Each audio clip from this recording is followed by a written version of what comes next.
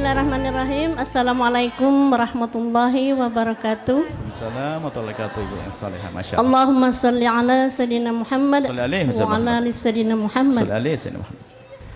Buya yang terhormat, saya ingin bertanya, bagaimana pandangan Islam dan Buya sendiri sebagai seorang istri menuntut, katakanlah, berfungsi sebagai pencari nafkah karena sesuatu alasan, umpamanya suami sakit dan anak umpamanya belum punya pekerjaan. Sedangkan pernah saya mendengar tidak pernah ada rahmat mereka-mereka yang kita tanggung itu, hanya rahmatnya untuk istri sendiri. Sedangkan kita, haruskah kita berdiam tangan kelaparan atau katakanlah seperti kata Buya, ngutang ke sana sini? Jadi bagaimana itu Buya? Jerih payah seorang istri, haruskah dipertanggungjawabkan umpamanya, pekerjaan kamu sebagai istri terbengkalai, perasaan tidak seberapa, mungkin ada kekurangan mungkin di saat mencari. Jadi bagaimana itu pendapat Buya? Mohon penjelasan. Terima kasih. Wassalamualaikum warahmatullahi wabarakatuh. Waalaikumsalam. Ada sedikit panjang, ada dua jawaban. Karena di balik pertanyaan ada dua masalah besar penting yang perlu kita hadirkan. Yang pertama adalah sebelum masuk jawabannya untuk ibu. Bagaimana wanita karir? Ini pertanyaan. Apakah boleh wanita bekerja mencari rezeki dan sebagainya? Wanita karir adalah diperkenankan dengan catatan. Yang pertama, di saat dia bekerja mencari rezeki tersebut adalah sesuai atas izin sang suami. Izin yang sesungguhnya. Faham izin yang sesungguhnya? Memang izin ridho sang suami. Cara izinnya tuh begini, Bang, kalau seandainya saya kerja gimana menurut Abang? Itu baru izin bener. Izin yang nggak bener gimana? Bang, kita ini lihat kebutuhan banyak, Abang ini nggak pernah cukupi, Bang, boleh nggak kalau saya kerja, Bang? Iya, disebut kekurangannya dulu. Jadi ada istri itu minta izinnya maksa dengan cara halus. Itu nggak bener istri begitu tuh. Jadi harus betul-betul, Bang, saya mau kerja, Bang. Gimana, Bang, saya mencari rezeki dan niatnya saya bakat. Yang pertama izin dari sang suami. Yang kedua adalah tidak menjadikan sebab tadi yang isyaratkan ibu, tugas intinya terlalaikan. Tugas intinya terlalaikan. Ya, tugas inti itu macam-macam urusan dengan suaminya. Itu kan inti. Sebenarnya bukan tugas inti, kesenangan bersama juga. Cuman biasanya wanita kalau sudah wanita karir itu kadang-kadang menjadi teledor sisi ini, alasannya capek dan sebagainya, akhirnya suaminya terlantar. Ini ada. Jadi tugas intinya harus tetap terlaksana. Kebutuhan suami. Dan kebutuhan suami sebenarnya bukan penghinaan kepada sang istri, kan senang bersama suami istri itu. Cuman kadang-kadang dianggap kalau sudah istri melayani suami dipikir saya itu budak nafsu suami. Ajib, memang kau tidak punya nafsu, hai istri? Ada seorang istri ngomong, saya itu jadi budak nafsu suami saya. Memang ente tidak punya nafsu. Kenapa suami anda juga bisa ngomong, saya budak nafsu istri saya? Loh, kan nggak enak main budak-budakan. Wong sama-sama nafsu, Pak. Jadi kebutuhan kewajiban pribadi terpenuhi. Yang ketiga adalah pekerjaannya adalah halal. Yang keempat, tempatnya terhormat sesuai dengan kehormatan wanita. Yang kelima, yang paling penting. Yang kelima, yang paling penting wanita karir, pastikan dirimu semakin tawaduk kepada suami. Sebab ini paling bahaya di saat wanita punya rezeki lebih, tidak ada ketawaduan, biasanya dikit-dikit langsung cerai saja. Nah, banyak janda-janda minta cerai gara-gara dia punya duit. Inilah tanda wanita karir banyak gampang dikit-dikit punya masalah dengan suaminya minta cerai. Padahal dulu waktu dia nggak bisa kerja, punya masalah rame dengan suami, diem, besok hamil lagi.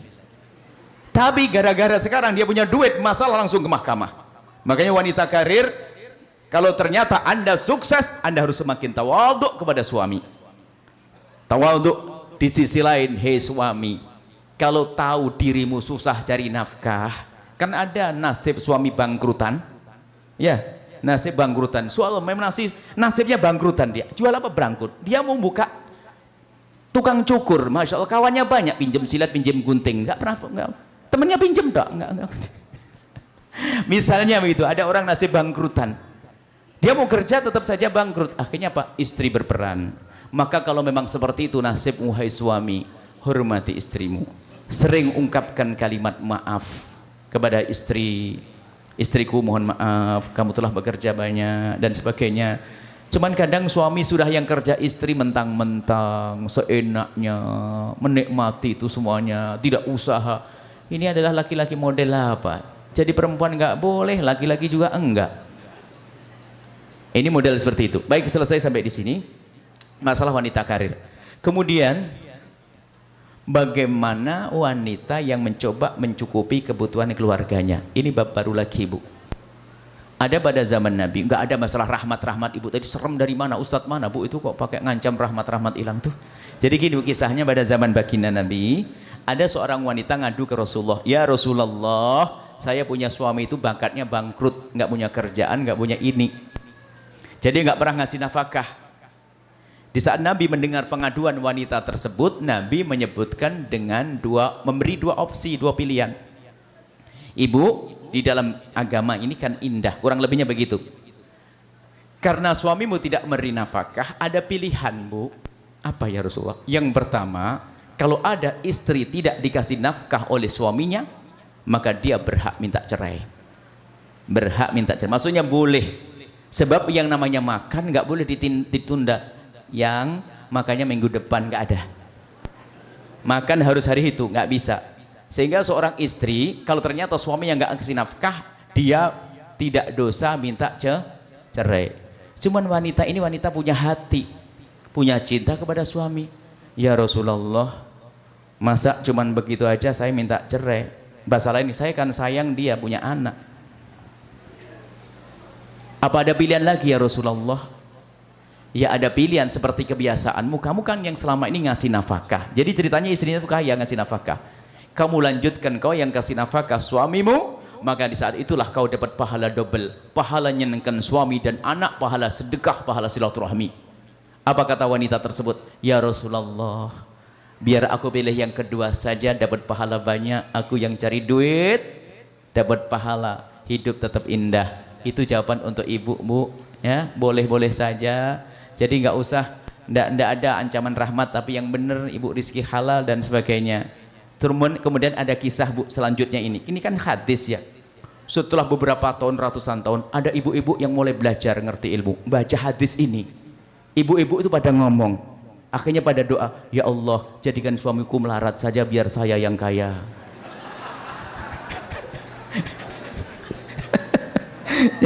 Jadi ada yang sadar, enak juga daripada suami yang kaya, kacau, mending saya yang kaya, mending cukup. Maksudnya, Bu, nggak penting rezeki dari suami dari istri, yang penting hidup rumah tangga jadi indah. Jangan sampai di saat rezeki dari suami indah, di saat rezeki dari istri jadi tidak indah. Wah, ini bodoh namanya. Bahkan kadang rezeki tidak dari suami dan istri, muncul dari anak. Bisa jadi. Yang penting kan bahagia. Jangan sampai di saat suami, istri banyak duit, tambah kurang ajar sama suami. Nggak enak. Semakin tawaduk ya, khususnya ibu yang banyak rezekinya, yang ngasih nafkah kepada suami, ketahuilah Anda harus lebih lemah lembut kepada suami. Bahkan yang minta maaf juga istri. Abang mohon maaf ya, saya sering kerja bang. Karena apa? Itu penting. Kadang suami itu minder, ya Allah aku nggak ngasih duit. Dan ini besarkan hatinya, abang nggak apa-apa, yang penting abang doain saya, bang sholat, pokoknya bang ya nggak apa-apa bang. Nah, gitu aja. Jadi hidup itu indah, bukan saling tuntut menuntut. Bahagia tuh gampang kok. Bayangkan sudah cari duit, marah-marah, cemberut, cepet tua. Kan gitu. Tapi kalau ibu habis cari duit ngasih suami senyum, bang, dapat nih alhamdulillah, langsung mandi dandan. Biarpun saya tadi kerja bang, sekarang tampak cantik lagi bang, kan gitu. Besok tambah anak baru, anaknya banyak. Itu anak banyak, soleh, gitu, rezeki yang halal. Ibu yang saya, insya Allah makasih. Jadi jangan ragu, Bu, jangan sombong, hei wanita karir, menjadikan rumahmu tidak indah. Hei bapak yang nggak bisa kerja, tahu diri, minta maaf, hormati istrimu, jangan mentang-mentang itu. Itulah. Yang mahasiswa, BSS, jangan khawatir nikah, yang penting jangan dosa. Mahasiswa penakut, mahasiswa, gitu loh. Oke Bu ya, siap. Nikah yes, pacaran no. Waduh, masya Allah. Besok saya Pak Rektor ngaketin bareng, saya janji sama Pak Rektor, pokoknya kalau udah akad bareng saya datang nanti. Qabil tu nikah haha, nikah haha, nikah haha, nikah. Masya Allah. Syukran sayangnya, yang muda-muda jangan takut, halal. Ibu yang solehah makasih, cukup sudah malam jam 9. Perjalanan saya jauh ke Jawa. Saya cukup, bismillah. Sahabat Al-Bahjah TV, setelah menyaksikan video ini, jangan lupa bersolawat kepada baginda Nabi Muhammad. Shollu ala Nabi Muhammad. Allahumma sholli alaihi wa ala alihi wa sahbihi.